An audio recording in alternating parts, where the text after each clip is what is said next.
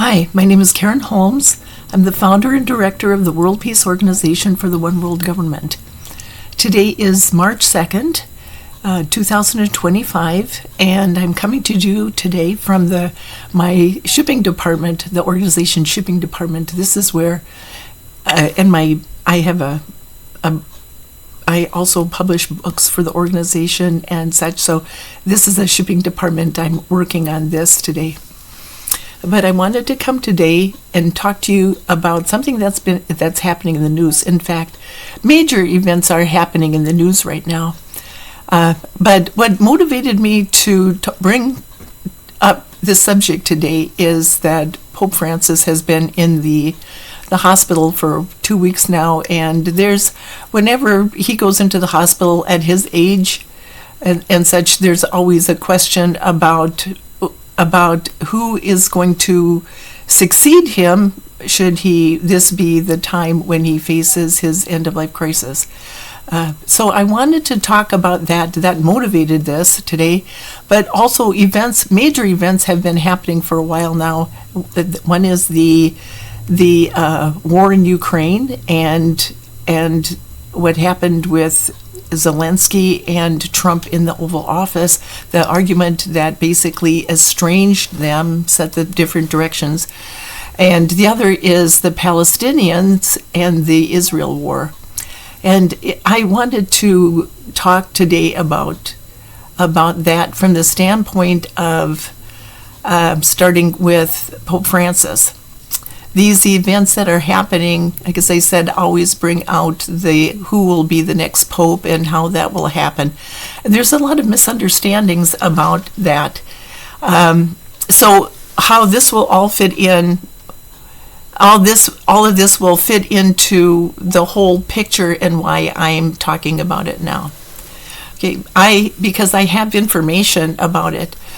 One of the things to understand is that a lot of times that as events are happening in history, we don't see the full picture.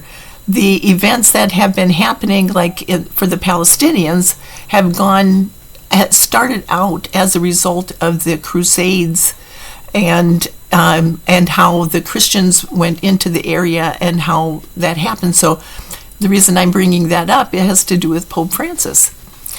Okay. Back in the 1100s or so, going back even further in time than the Crusades, there was a priest, Saint Malachy in Ireland, who basically gave a prophecy about all the remaining popes from his time period, from 1100 to 1200, to the final pope. And up until the death of Pope John Paul II, all the popes, the prophecies seemed to fit very well.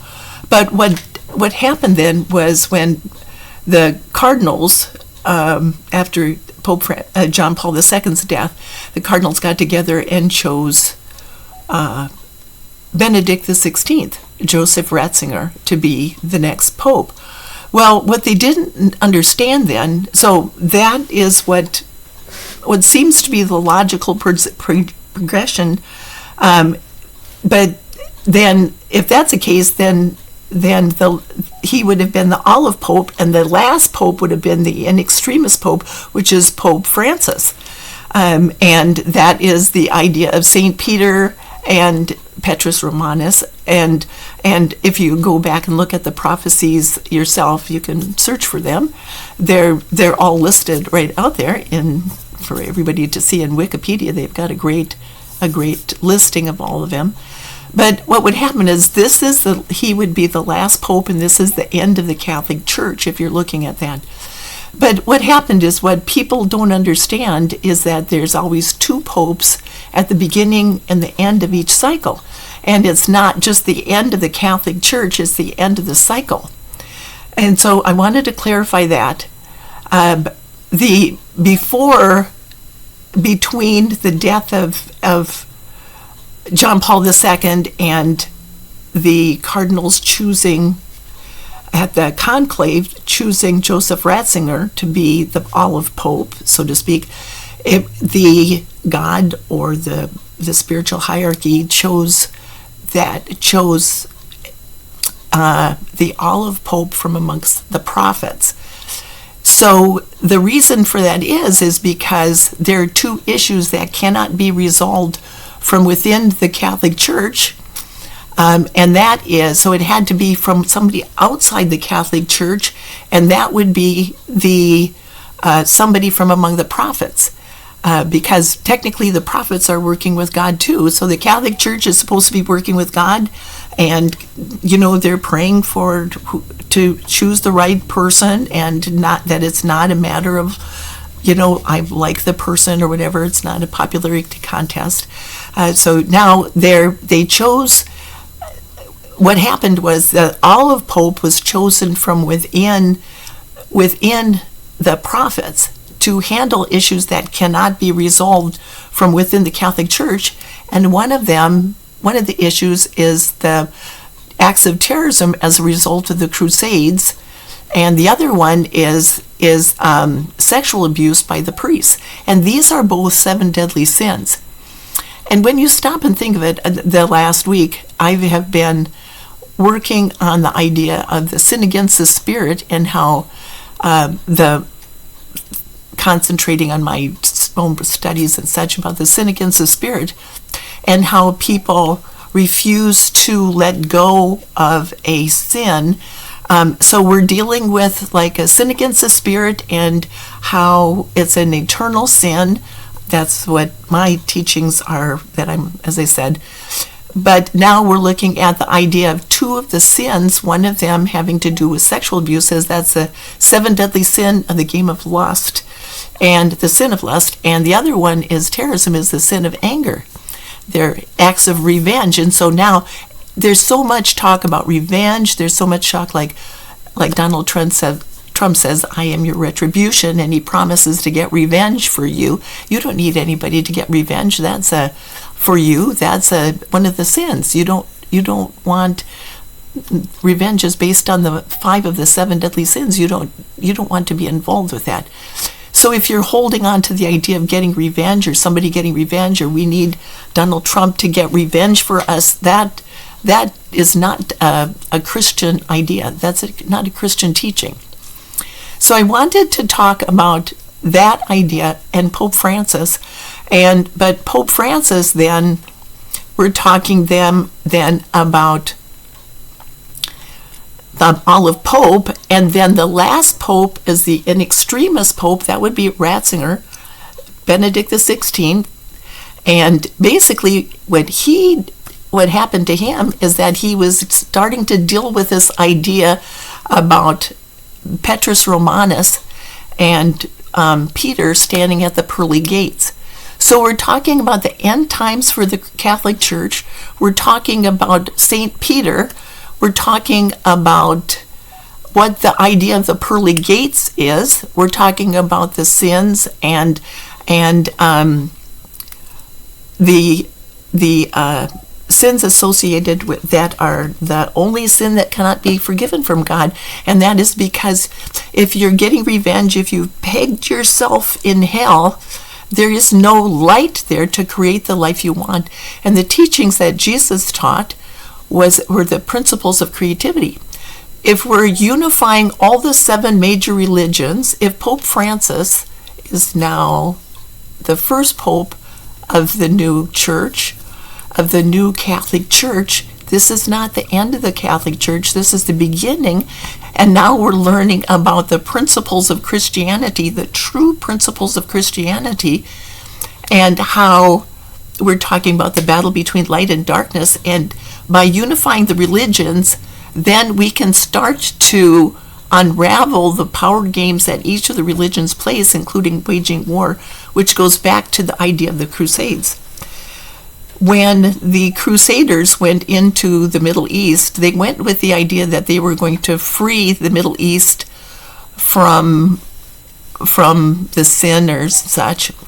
And when they went in, instead of going in and saying, this is your holy place, and this is your holy place. It's a melting pot. It's a holy place for three different religions: Judaism and Islam and Christianity, basically.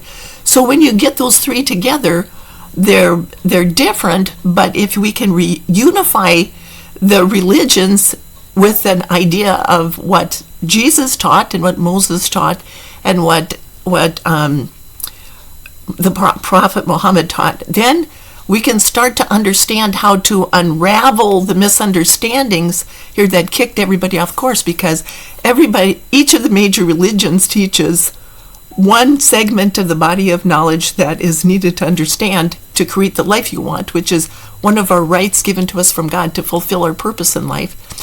But it also plays a favored power game, and Christians wage war. The power game that Christians play is, I'm proud. The game of pride leads to war.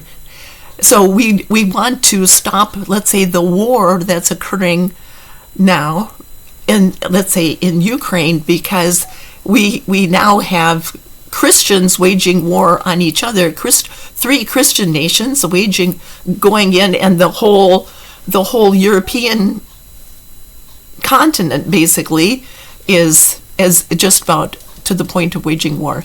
If we can look at these principles, we can avert this idea.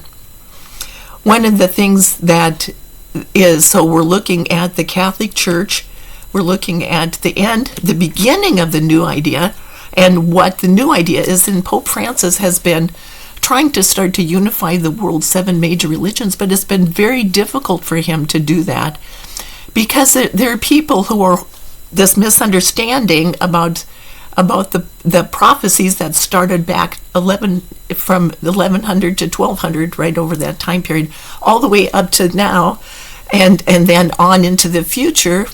This is not the end of the Catholic Church. This is the beginning of the new cycle.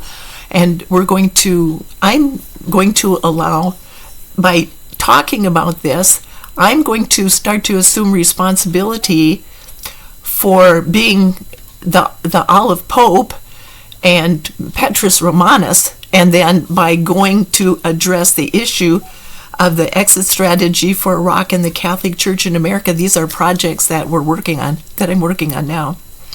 We're going to start to unravel these misunderstandings.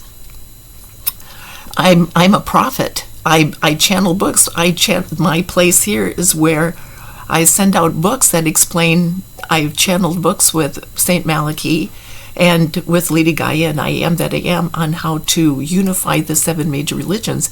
So this basically is the start of the Catholic Church in America project, where we are going to help to unify the religions, and we're going to address this idea of the Olive Pope and the idea of the Catholic Church in America. And the reason why it's here, why it's not in Europe, is because we haven't had acts of terrorism, except for 9/11. Really, we've had domestic terrorism. When that starts happening, basically nations become a failed state. So we can be more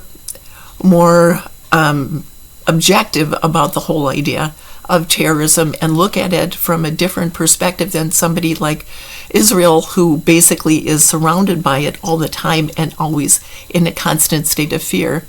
Israel considers itself to be on an island in the middle of a bunch of sharks. Israel, when left alone and dealing with issues in the Middle East alone, the 3 religions get along very well. They've lived together for a very, very long time, and they get along okay. It's only when there's like an outside force that comes in that causes problems. And I think one of the problems that started the latest round of problems was when first of all, let's say when the Jews started moving in from Russia, and the pogroms and such, that they left Russia, and during, let's say, turn of the century, when they started to move into Israel again, seeing the Holy Land idea, because it was all Palestine for a long time. It was all the state of Palestine. And then they started moving in, then the UN they stepped in and they said, well, this is their holy land, they have the right to be here. And so as they were moving in, they just kept on moving and moving and moving, and then now they're trying to move the Palestinians out. So the UN stepped in, but now let's say the latest one has been the idea of Donald Trump moving in and moving the U.S. embassy from Tel Aviv to Jerusalem, and then working with this idea of building the Riviera of the Middle East in Palestine and Gaza. That's not right. That's the genocide. So this is another thing, is by supporting a genocide, it seems like a really good idea for people who don't understand it. Oh yeah, we have the right to do this. You don't have the right to go in and kick somebody out because you're talking about the 7 deadly sins. You're talking about the sin of envy, which leads to genocides, taking away the rights of other people. You don't have the right. So you're breaking universal law, and you're holding on really, really tight, God's law. By holding really on tight, you're perpetrating a sin against the Spirit. By saying, it has to be this way, I'm not going to listen to God, you're not going to listen. God doesn't work with anyone who doesn't stand on universal law. So right now we're looking at Israel and the Palestinian issue. And all we have to do to solve the problem with the Palestinian issue is to address this idea, is when a Christian comes in to the Middle East and they're playing the game of pride, then the Muslims stand in protest and say, this is not right.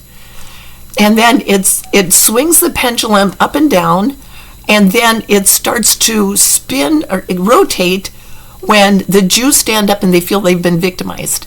So now Netanyahu is going, okay, President Trump is here in office now, and we're going to do this, and we're going to go in and we can do this. He started this last time in his first administration when he moved the embassy. And now it's like a continuation of that idea. So that started the pendulum swinging in a circle, and it's been sending out ripples of effects that is affecting everyone. When you have these 3 religions, it takes now taking this to the next step, it takes a 4th element to stop it, and then to stop the pendulum from swinging, to bring it all back to the midpoint. Okay, and that is the principle. If you take all the religions and put them in a circle, that is the teachings of Confucius and the idea of Buddhism. Okay, so now Buddha taught the principles of prosperity. Jesus taught the principles of creativity, coming up with a plan. But when your plan is to go into the Middle East and say, I'm moving in and you got to get out, we're going to stop, we're going to wage a holy war against you. What happens is that upsets the pendulum, and then so that started the swinging in the Middle East. But then when the Jews felt like they were being kicked out, then what happened is it lasted for a long time, but the Jews had been mostly moved out. When they came back in again, because of what happened after World War I in Russia and such, and the pogroms, as they moved back in, and then that started it going around in circles. So now Donald Trump, if he's going, I have a plan now. I am going to take this idea of the 4th element and I'm going to run with it. And the 4th element is we are going to build the hotels, a Trump hotel system, the Riviera of the Middle East, that we're going to clean out all the rubble now, and we're going to and everybody's going, oh, what a wonderful idea. We're going to bring prosperity to the Middle East. But that doesn't bring prosperity to the Palestinians if they're being kicked out. That's one of the games that are associated with genocide.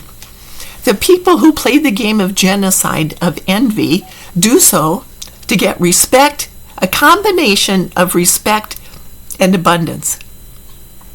So if Netanyahu is going, I like this idea. I'm going to get very rich by sending all my troops in. We're going to crumble all these crappy old buildings there that these Palestinians live in, and this land is wealthy land. It can make me rich. Okay, and then Donald Trump sitting with him on the same idea. He is playing the game, you could say, of lust. That is the idea of, I own these people. These are people that I own. And then what he can do is does that by playing the game of lust, which is a game of revenge to get a voice and abundance. So the two of them working together to get abundance. One gets a voice and one gets respect. But that's not where respect comes from, and that's not where, when you're talking revenge, that is not a voice in your government where you have a right to speak. That's one of your unalienable rights from your Creator. So you're taking away the rights, and you're holding on to this sin against the Spirit, really, and you're not letting go of the revenge, because this is your chance to get your life. This is your chance to get your abundance. This is your chance to do what you want. And this is what destabilized, you could say, the Middle East in the first place. To stabilize it, everybody has to get their sense of abundance. And that's where unifying the seven major religions comes in, because Jesus taught the principles of creativity. Moses taught the principles of working together in productivity. Gautama Buddha taught the principles of prosperity. Prophet Muhammad taught the principles of equality. Rama taught the principles of security. Confucius taught the principles of capacity. And Lao Tzu in Taoism taught the principles of tolerance and empowerment. So as you go around the circle and you address all these principles, you create a sense of unifying the world's seven religions, and that's the idea of the faith of the pure ray, which is the pure ray of theology. And that's the idea of bringing theology back to the point of the understanding of what it really is, because it's not divisive, it's unifying. When you understand the whole idea, it solves all the problems, it ends wars, it ends all the disputes, it starts problems. You're not causing problems, you're not creating chaos. These are the principles that when you have a plan, if you're standing on the principles and you're applying the principles to unify the religions, then basically what you have is the Catholic Church in America, which can solve the problems of the Crusades that has started, and the idea of the sexual abuse by the priests. So today I wanted to just send a shout out to respect Pope Francis for the work that he's been doing to unify the religions, and I'm assuming responsibility for the Catholic Church in America. I'm a prophet too. And I know that people would say this is unusual for somebody to say this, but I was, after John Paul died, I was sitting in watching his funeral, and like everybody else, I was wondering who was going to be the next pope, because they'd already been talking about it, and I got my message from God that I John Paul II basically, and God, that I was the olive pope. And I thought, there's no way that anybody's going to come and tell me that I'm the olive pope. I can't imagine myself, the cardinals coming in and saying, hey, just like they would do the next Buddha coming in, the next Dalai Lama. They would never do that to me. So basically I never talked about it for years. But now I have to stand up and assume responsibility, because it's my job to do that. And the Catholic Church in America is going to work on that. We're going to unify the world's seven major religions, and that's how it is. We're going to start to make it possible for Pope Francis to start his second life, you could say, set the principles for the Catholic Church. And I'm Petrus Romanus. My books are that I send out from this storage unit basically are the books that we're using the tree of life concept, and where the student becomes the teacher. We're clarifying the misunderstandings about the olive pope and the last pope, and whether or not this is the end of the Catholic Church. It isn't. It's the beginning of a new cycle. Who the olive pope really is, and Petrus Romanus and how that fits in. We're dealing with the idea of revenge and how it works and why it doesn't work, and solving the problem of the Middle East, conflicts in the Middle East, and such. So I'm announcing a new project idea, the Catholic Church in America, and the Olive Pope Project, and the Pure Ray of Theology. So that's all I wanted to talk about today.